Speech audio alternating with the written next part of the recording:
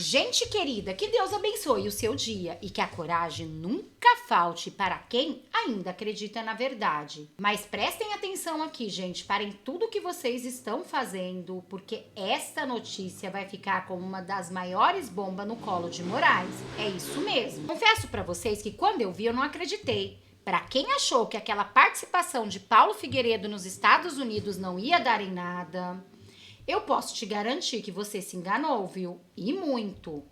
Porque o que vem por aí é uma verdadeira bomba. Diretamente dos Estados Unidos, um aliado de primeira linha do nosso amado presidente Bolsonaro, traz a notícia quentíssima que o Congresso americano tomou uma decisão, gente, que pegou todos de surpresa e que envolve o ministro Alexandre de Moraes, mas não é só ele não, todos os seus aliados. A batata do ministro está assando e as sanções estão mais próximas do que nunca. Vocês podem ter certeza disso. Vocês vão descobrir tudo neste vídeo. E segundo informação, tá um corre-corre no STF, gente. E não para por aí, pois Brasília não para. É escândalo atrás de escândalo. E o Metrópolis acabou de trazer uma notícia, e é urgente e gravíssima, viu? Mandado de prisão contra presidente vem à tona e pega Brasília toda de surpresa. E também todos os detalhes e destaque dessa notícia você vai ver aqui no nosso vídeo. Mas não para por aí. General de alta patente acaba de ser simplesmente traído dentro do governo Lula, uma das maiores derrotas da sua vida. E tem mais, vocês lembram da Erika Hilton? Pois bem, o Metrópolis acaba de divulgar mais um escândalo envolvendo a deputada, que pegou todos de surpresa, gente, e causou desespero na esquerda, viu? Mas não é qualquer escândalo, não. É um daqueles que mostra o Metrópolis que está disposto a derrubar a deputada. Deu para vocês sentirem hoje, né? Os nossos vídeos de hoje estão pegando fogo. E isso é só o começo, porque ainda tem muito mais. Ainda temos informações privilegiadas de um aliado de Bolsonaro diretamente dos Estados Unidos, que segundo ele, o que vai acontecer com Luiz Inácio Lula da Silva do PT é gravíssimo. E ele ser impeachmentado é o mínimo que pode acontecer com o presidente. Mas não é só isso não, gente. Uma notícia envolvendo Janja da Silva, que, gente, segundo informações de bastidores, a esquerda ficou toda em desespero. Abalou e muito a cúpula do PT. E vocês vão entender o porquê. Já estão falando até em traição, viu, gente? Mas vou ficar dando muito resumo, tá, gente? Pro vídeo não ficar muito longo. Só não esquece de curtir, compartilhar, comentar, deixar o seu like e se inscrever no canal. E já vamos começar com um vídeo que eu preparei para vocês de Caio Coppola. Sempre perfeito em suas análises. Olhem o que ele disse. Caio Coppola detona o governo Lula que vai pedir socorro ao STF. Busca ajuda do Poder Judiciário para aumentar impostos. E faz isso porque gasta muito mais do que arrecada. Eu trago aqui para vocês uma fala da ministra do Orçamento e do Planejamento, que é a mãe do novo arcabouço fiscal, da mesma forma que a paternidade desse novo arcabouço fiscal é do ministro da Fazenda, o senhor Fernando Haddad, apelidado carinhosamente na internet brasileira, revela o enunciado deste grande debate. O governo federal busca ajuda do Poder Judiciário para aumentar impostos. E faz isso porque gasta muito mais do que arrecada. Eu trago aqui para vocês uma fala da ministra do Orçamento e do Planejamento, que é a mãe do novo arcabouço fiscal, da mesma forma que a paternidade desse novo arcabouço fiscal é do ministro da Fazenda, o senhor Fernando Haddad, apelidado carinhosamente na internet brasileira como ministro taxade, tamanha sua sanha arrecadatória. Aspas para a ministra Simone Tebet. Em 2027, seja quem for o próximo presidente, não governa com essas regras fiscais sem gerar dívida pública.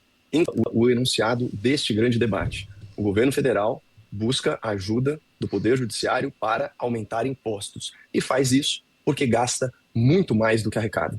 Eu trago aqui para vocês uma fala da ministra do Orçamento e do Planejamento, que é a mãe do novo arcabouço fiscal, da mesma forma que a paternidade desse novo arcabouço fiscal é do ministro da Fazenda, o senhor Fernando Haddad, apelidado carinhosamente na internet brasileira como ministro taxade, tamanha sua sanha arrecadatória. Aspas para a ministra Simone Tebet. Em 2027, seja quem for o próximo presidente, não governa com essas regras fiscais sem gerar dívida pública, inflação e detonar a economia. Mais uma vez, o lulopetismo e seus aliados de ocasião se especializando naquela arte de se tornarem comentaristas do problema que eles próprios criaram. Vamos lembrar que o novo arcabouço fiscal, que substitui as reformas dos governos Temer e Bolsonaro, que levaram o país a um patamar de superávit primário, valorização da moeda, redução da inflação e recorde de geração de emprego, toda essa ortodoxia econômica foi jogada fora e no lugar veio o tal do novo arcabouço fiscal. O governo Lula criou novas regras e as descumpriu todos os anos.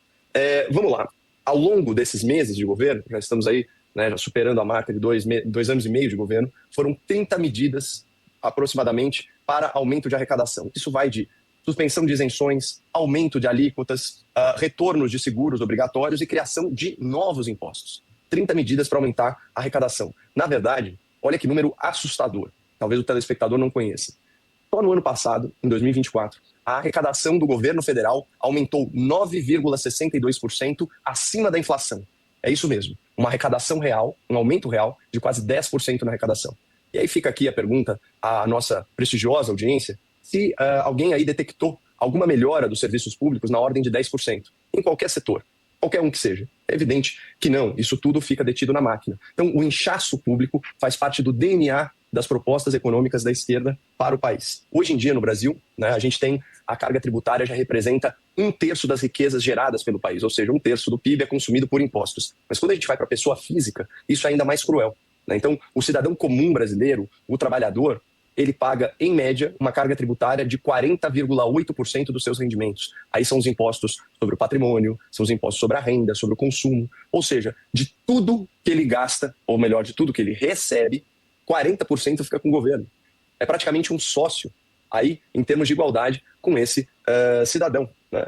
E não à toa, 6 em cada 10 trabalhadores preferem trabalhar por conta para tentar aí formas menos agressivas de tributação. E a gente começa a observar outros fenômenos, como, por exemplo, o fenômeno do MEI.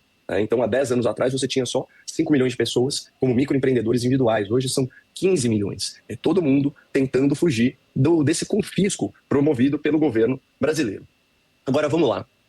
É óbvio que esse é um dos fatores que está colocando, segundo a pesquisa da Datafolha, a aprovação do governo Lula, ou seja, a avaliação do governo Lula como ótimo ou bom, em apenas 28%. O Dr. Zé Eduardo, toda vez que nós debatemos aqui pesquisas eleitorais, com razão, ele fala que isso é uma foto de momento. Mas quando a gente olha o filme, ou pelo menos o episódio mais recente, o que nós temos aqui nas últimas 3 pesquisas, o governo Lula sempre pontuando ótimo ou bom abaixo dos 30%. A ponto do próprio Lula não comparecer ao evento do 1º de maio, né, com medo que fosse um fiasco aí de público. Então isso já dá a monta, né, do desastre que é esse governo na parte fiscal. Mas depois, no próximo comentário, eu trato aí das consequências de você criar uma dívida pública tão alta, né? E o Congresso está simplesmente reagindo a isso da seguinte maneira: não é porque o governo cria uma despesa que o Congresso é obrigado a tirar esse dinheiro do povo brasileiro, das empresas brasileiras, do trabalhador brasileiro, do consumidor brasileiro, por causa da irresponsabilidade fiscal do governo Lula. Não sei vocês, mas eu amo ver Caio Coppola falar. Ele é sempre perfeito e precisa em suas análises, principalmente quando ele cita o governo Lula. E agora, gente, olhem isso. Clima tenso na Suprema Corte, segundo Daniela Lima. O ministro Nunes Marques, durante o debate sobre o Marco Civil da Internet, alertou que a postura atual de alguns ministros podem acarretar sanções vindas dos Estados Unidos. Bate-boca e confusão. Para vocês um bastidor inédito sobre essa reunião, que na verdade não é essa, né? Essa foi a pública. Os ministros passaram ontem mais de 4 horas a portas fechadas, no que seria um almoço, virou um almoço mais café da tarde, e o final dele foi indigesto, por conta desse personagem aqui, que lá, durante essa conversa a portas fechadas, estava falando do ministro Nunes Marques. Vamos entender o macro. O ministro Nunes Marques era o único que faltava votar sobre o Marco Civil da Internet. E durante essa reunião, a portas fechadas, me relataram alguns ministros do Supremo Tribunal Federal, Nunes Marques disse que havia uma preocupação institucional rondando a cabeça dele. Qual preocupação institucional? A de que a decisão do Supremo suscitasse um avanço de outros países sobre as instituições no Brasil. Ele não deixou taxativo, segundo me disseram, relataram os ministros, que, olha, a discussão foi muito acalorada, tá? Essa fala do Nunes Marques levou a uma discussão muito acalorada. Então, todos os ministros estão tentando preservar ali o principal ator dessa, digamos, altercação, que foi o decano do Supremo Tribunal Federal, o ministro Gilmar Mendes. Nunes Marques, então, deu a entender que estava se referindo aos Estados Unidos. O ministro chegou a dizer que tinha informações de coxia, ou seja, de bastidor, de que havia sim uma disposição dos Estados Unidos de avançarem sobre o Supremo Tribunal Federal ou sobre seus integrantes por conta da regulação das Big Techs. Ele foi interrompido neste momento pelo ministro Alexandre de Moraes, que disse: o senhor está se referindo à eventual sanção? Eu que sou eu não estou preocupado. Por que você está preocupado? Porque o ministro Alexandre de Moraes já é alvo de uma ofensiva, não do governo formalmente, né, mas de uma ofensiva retórica e de empresas ligadas a Donald Trump. Neste momento, Nunes Marques disse: olha, eu acho importante que a gente pondere a respeito disso, para não deflagrar uma crise de relações internacionais. Eu, por óbvio, não estou relatando o ipsis literis, mas foi como me foi passado. Neste momento, o decano, o ministro Gilmar Mendes, assumiu a discussão. E o ministro assumiu, abro aspas para um colega dele, como há muito tempo eu não via o Gilmar fazer, fecho aspas. Segundo o relato, o ministro Gilmar Mendes disse o seguinte, que Nunes Marques estava procurando um pretexto para adiar o julgamento, porque sim, o ministro Nunes Marques poderia pedir vista. Ele sinalizou, inclusive. Gilmar Mendes teria dito que ele estava procurando um pretexto para adiar o julgamento e fez questão de ser taxativo. Esse discurso que o senhor está trazendo aqui é o discurso bolsonarista. Constrangeu o colega. O ministro Gilmar Mendes disse que havia ali, na fala de Nunes Marques, na sinalização de adiamento dessa decisão, que já está sendo debatida no Supremo há uma década, a intenção de agradar, de atender a um grupo político. O ministro Gilmar Mendes ainda, repito, em tom altivo, e é o decano do Supremo. Quando tem negócio da bronca, gente, tem dois personagens que sempre emergem com muito mais autoridade. O presidente da corte, por óbvio, e o decano, que é o ministro mais antigo. Isso conta dentro da institucionalidade. O ministro Gilmar Mendes chegou a dizer que não se cede à chantagem, porque a partir do momento que se cede a uma chantagem, nunca mais é possível parar.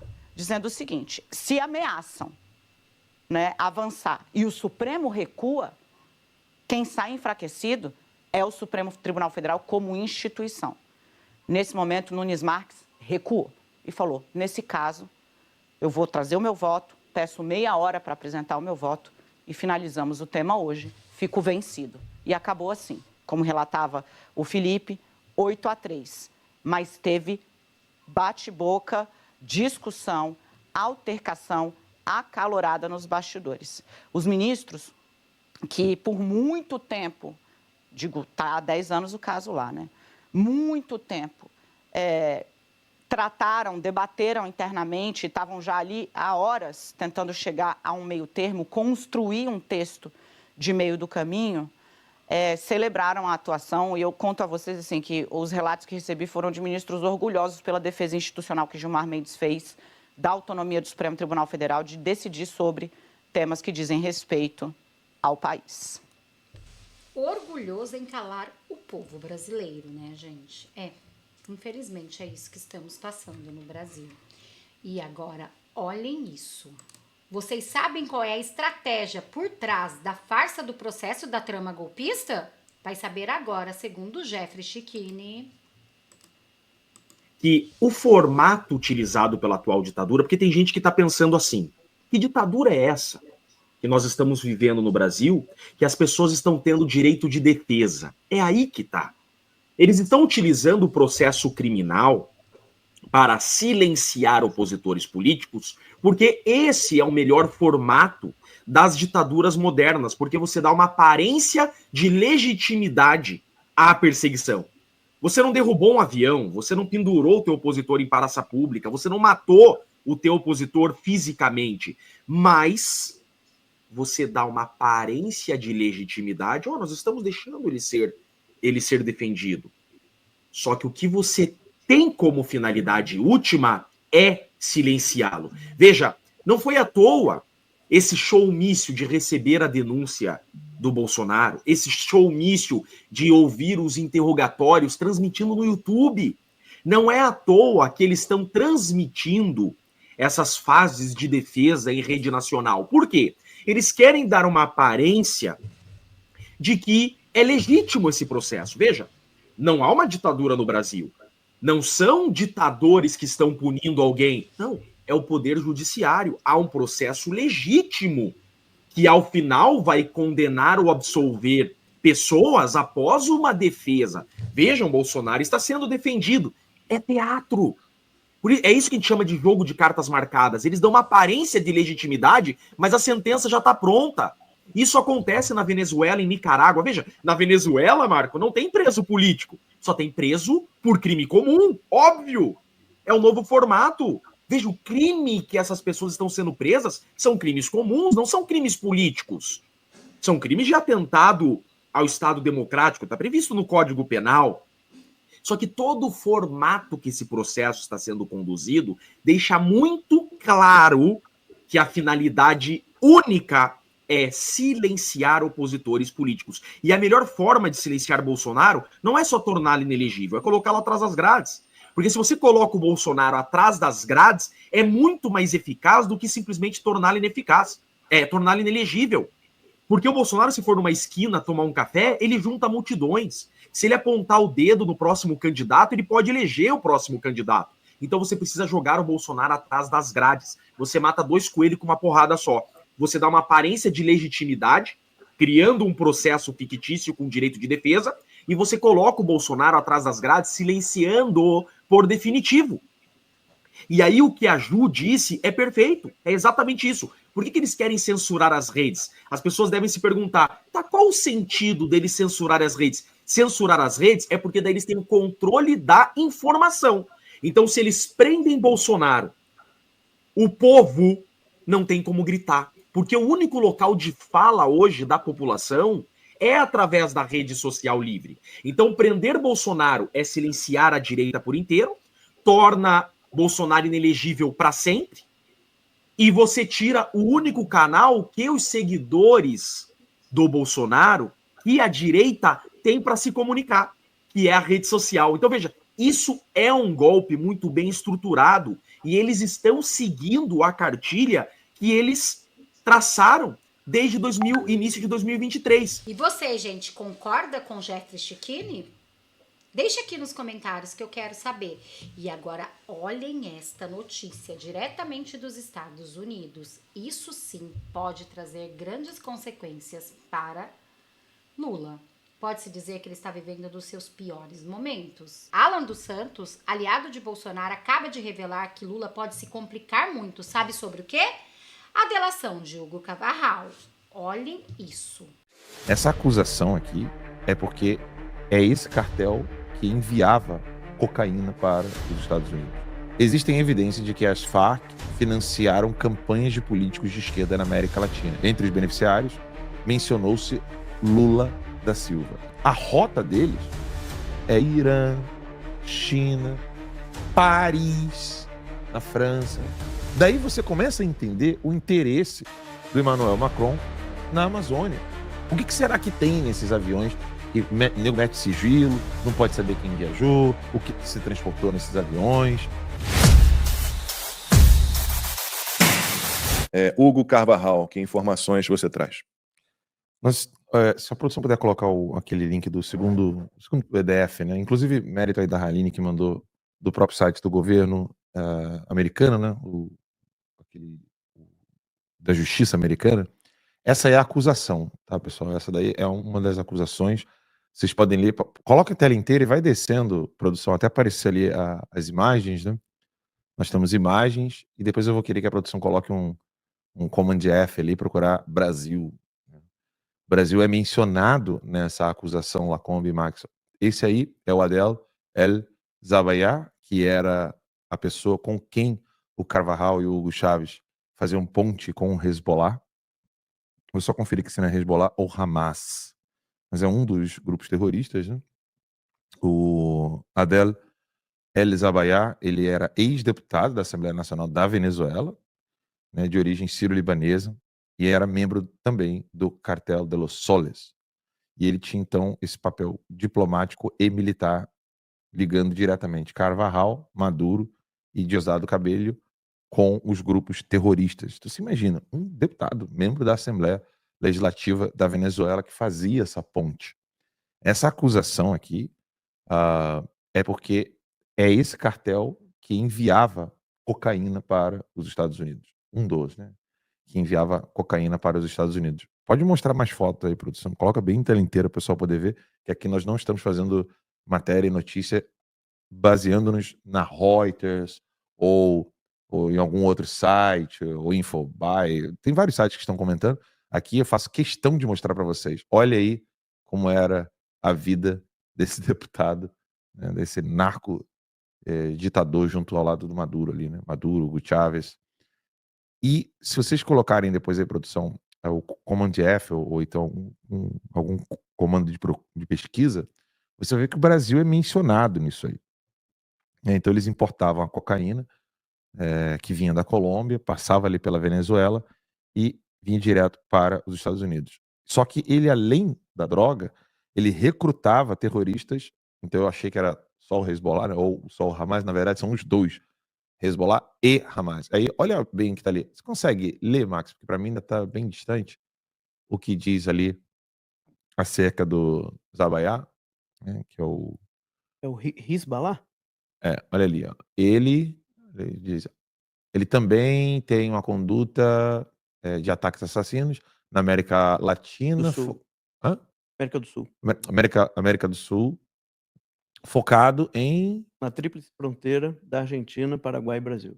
Na área, né, da tríplice fronteira na Argentina, Paraguai e Brasil. Ou seja, o Brasil está diretamente ligado a essa acusação que o governo americano está fazendo contra o Carvajal. O Brasil não é um alvo direto aqui. Então, por exemplo, o Lula não é um alvo direto.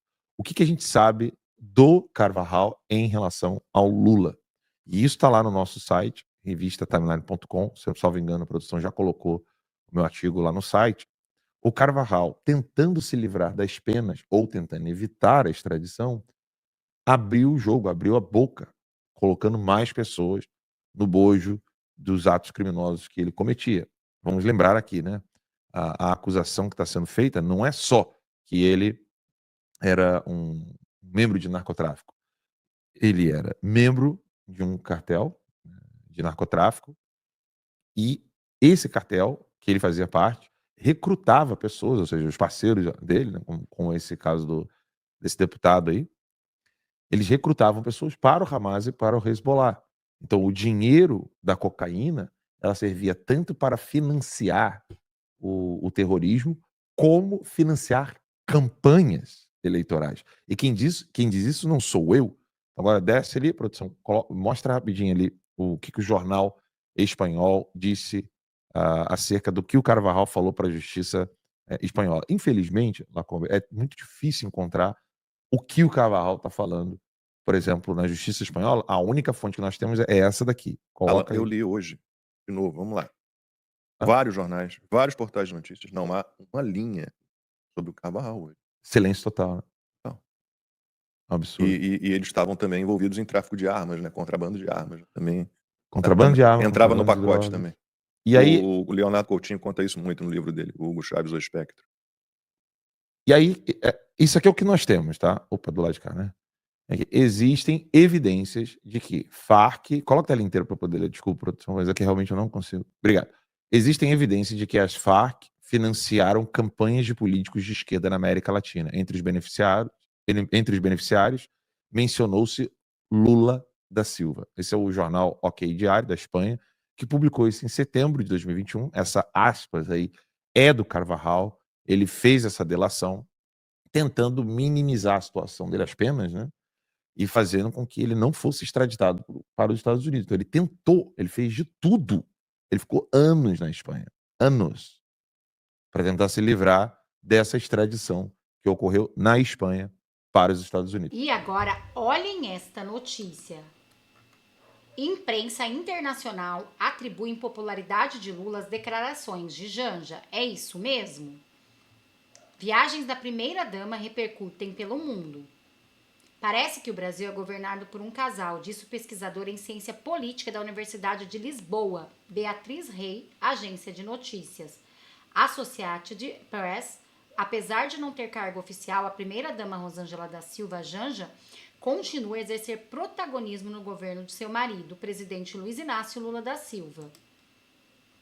As declarações de Janja mundo afora têm incomodado tanto parlamentares de oposição quanto governistas. Além disso, repercussões sobre participação da primeira-dama em eventos e reuniões diplomáticas têm chamado a atenção da imprensa internacional.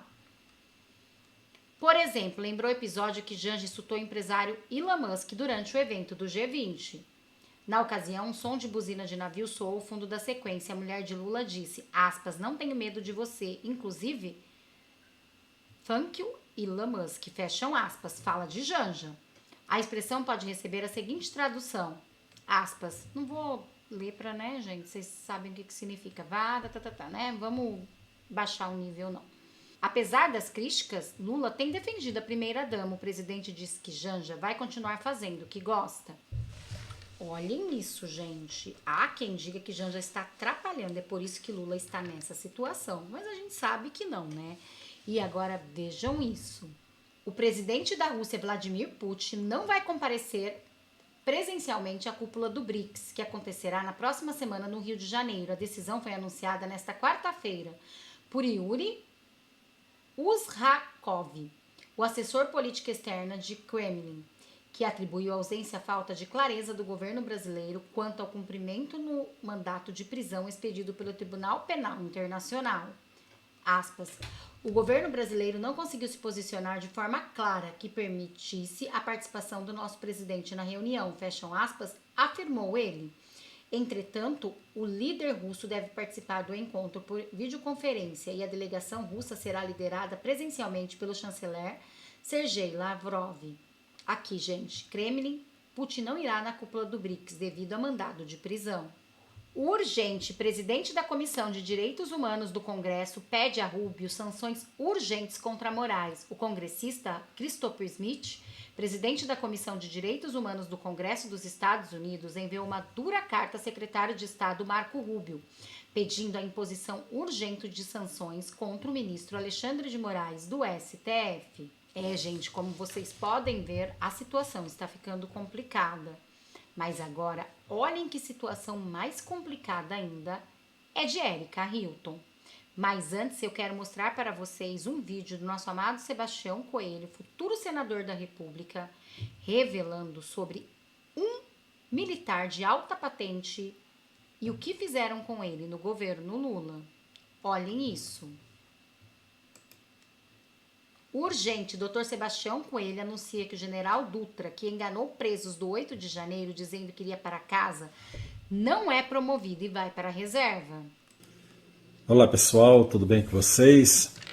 Olha, faz um tempinho que eu não gravo nenhum vídeo, porque eu estou há 10 dias com uma tosse tremenda. Estou quase bom, mas ainda não estou totalmente bem, né?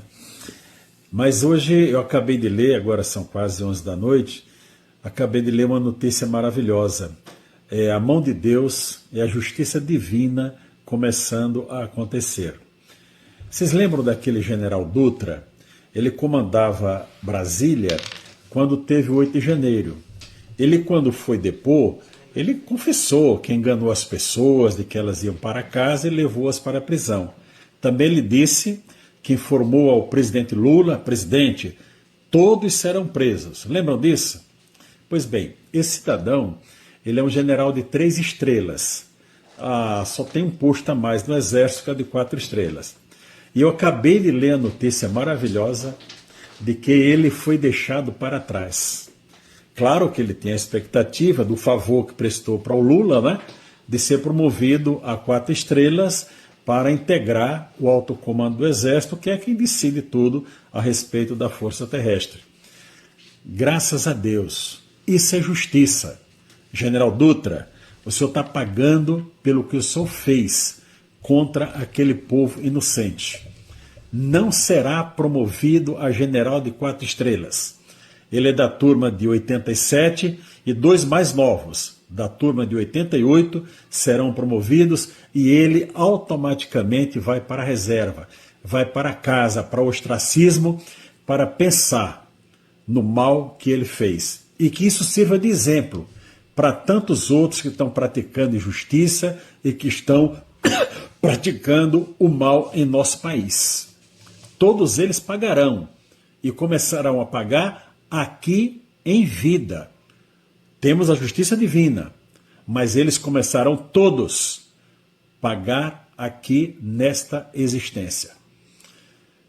Sebastião, está comemorando a derrota de alguém? Não. Eu estou comemorando a justiça, porque esse cidadão é indigno e não merecia mesmo ser promovido a general de exército. Está aí o seu pagamento, general Dutra. Está aí o seu pagamento. Paz a todos. É isso, né, gente? A justiça divina. Aqui, o nosso amado desembargador, ex-desembargador, né, Sebastião Coelho, futuro senador da República, realmente falou tudo. E agora, olhem isso. Petrópolis, no fim de fevereiro passado, a deputada federal Érica Hilton, do PSOL, fez uma cirurgia no nariz conhecido como rinoceptoplastia. Segundo ela, disse nas redes sociais, à época, o procedimento foi motivado tanto por questões de saúde quanto estéticas. Érica Hilton recebeu da Câmara um reembolso de 24,7 mil pela cirurgia. Procurada pela coluna, disse que pediu reembolso apenas pela rinoceptoplastia, o que pagou a parte estética do próprio bolso. A deputada apresentou um conjunto de notas fiscais à coluna, uma no valor de 26 mil, descreve a parte da saúde, que foi parcialmente reembolsada pela Câmara, outras duas somando 21 mil, dizendo respeito ao procedimento estético. Isso segundo apurou a coluna. O afastamento de Érica Hilton para o procedimento causou climão numa reunião bancada do PSOL no começo do ano passado. Procurada, Érica Hilton disse que é mentira e que ela tem informado que iria fazer uma rinoplastia. É isso mesmo, gente. Olhem isso. Cirurgia plástica com dinheiro público, com o nosso dinheiro. Dinheiro do povo tão suado. É por isso, dá para entender, né, gente? Por que eles estão com tanta pressa de logo calar o povo. Porque assim, vocês acham mesmo que a mídia tradicional vai trazer essas coisas? É lógico que não. Bom, gente, eu vou ficando por aqui para o vídeo não ficar muito longo. Só não esquece de curtir, compartilhar, comentar, deixar o seu like e se inscrever no canal. Muito obrigada a todos. Eu desejo um dia mais que abençoado e repleto do amor de Deus. Também deixe aqui o seu nome, de qual cidade vocês estão falando para a gente se conhecer um pouco melhor. Até nosso próximo vídeo.